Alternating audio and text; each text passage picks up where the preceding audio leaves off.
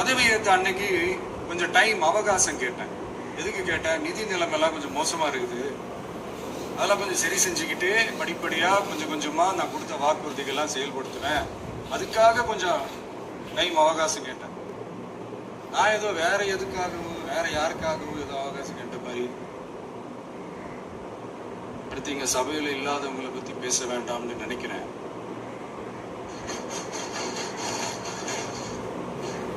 இங்க நம்மளை பத்தி அவதூறு பரப்புறதோட மட்டும் இல்லாம இப்ப நம்ம மக்கள் மேலேயும் அவதூறு பரப்ப ஆரம்பிச்சிட்டாங்க. மக்கள் நமக்கு ஓட்டு போட்டது தப்பா, குடும்பம் குடும்பமா நமக்கு ஆதரிச்சது தப்பா. இது இப்ப இல்ல, நான் சொல்றது எம்ஜிஆர் அவர்கள் காலத்துல இருந்தே. அப்பவே அவர் ஜெயிச்சப்போ அதே மக்களை தப்பு தப்பா பேசுறது. மக்கள் என்ன பண்ணிட்டாங்க, எம்ஜிஆர் என்ன பண்ணிட்டாரு, எம்ஜிஆர் என்ன இது பண்ணிட்டாரு. 50 வருஷமா ஒரே டெக்னிக்கா. டெக்னாலஜி எல்லாம் மாறி வேற எங்கேயோ போயிட்டு இருக்கு. பஸ் இதுல கொஞ்சம் டெக்னிக்காச்சும் கொஞ்சம் மாத்தினா கொஞ்சம் நல்லா இருக்கும். அதனால மக்களுக்கு யூஸ்ஃபுல்லா இருக்கு.